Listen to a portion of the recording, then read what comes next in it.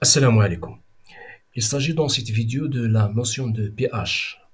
Alors, le pH est une grandeur sans unité.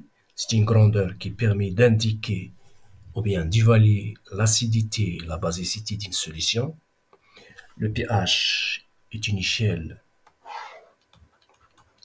allant de 0 à 14. Ici, on a 7. Toutes les solutions avec pH inférieur à 7 sont des solutions acides. Toutes les solutions avec pH supérieur à 7, ce sont des solutions basiques. Alors, les solutions avec pH est égal à 7, ce sont des solutions dites neutres.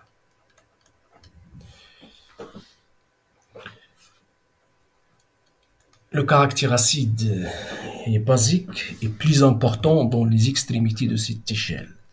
C'est-à-dire, ici on a l'acidité la plus forte et cette acidité diminue progressivement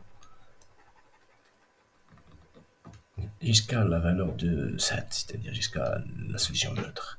De même, ici, on a la basicité la plus forte, et cette basicité diminue progressivement jusqu'à atteindre cette valeur.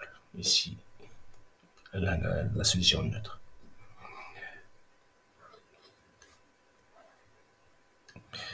Alors, le caractère acide, ou bien le caractère basique, est dû aux ions.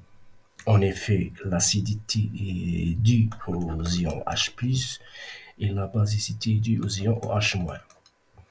Dans les solutions aqueuses, on a la présence de ces deux ions simultanément. Alors, comment expliquer les caractères acides et basiques? Tout simplement parce que si les ions H+ l'emportent sur les ions OH-, la solution est acide. Sinon, donc, dans le cas inverse, plutôt, si le OH- est supérieur à H+, si la solution est neutre et basique, si la solution est neutre, donc on a autant de ions OH- et des ions H+, on a égalité. Quoi d'autre? Alors, les solutions, comme j'ai déjà signalé, les solutions dans les extrémités de cette échelle sont fortes. Alors, dans cette zone, la solution, l'acidité est plus importante. Ici, la basicité est plus importante. Alors, ces solutions fortes présentent un danger pour la santé et l'environnement. Donc, la nécessité de diminuer ces caractères, soit acides, soit basiques, qui donc est important et nécessaire.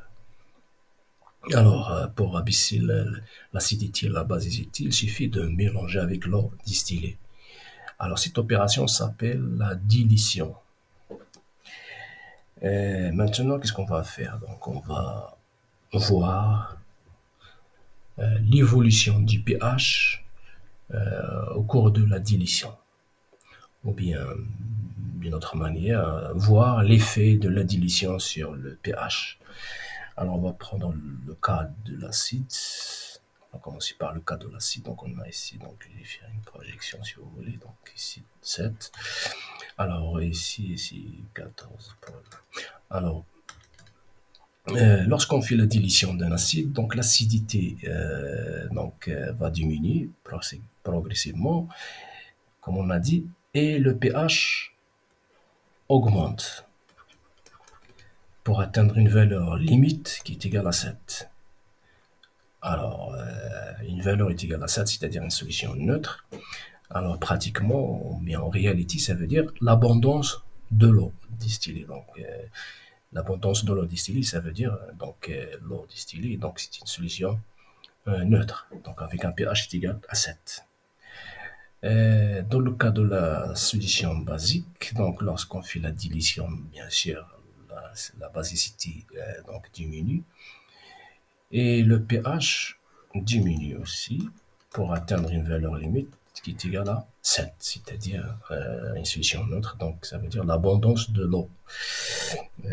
C'est ça l'explication. Donc, en réalité, donc, lorsqu'on exagère dans la dilution, d'une solution, donc la valeur maximale qu'on peut atteindre dans les deux cas, soit le cas de l'acide ou bien d'une solution basique. Donc, c'est d'atteindre une solution donc, neutre avec un pH égal à 7, c'est-à-dire l'abondance de l'eau.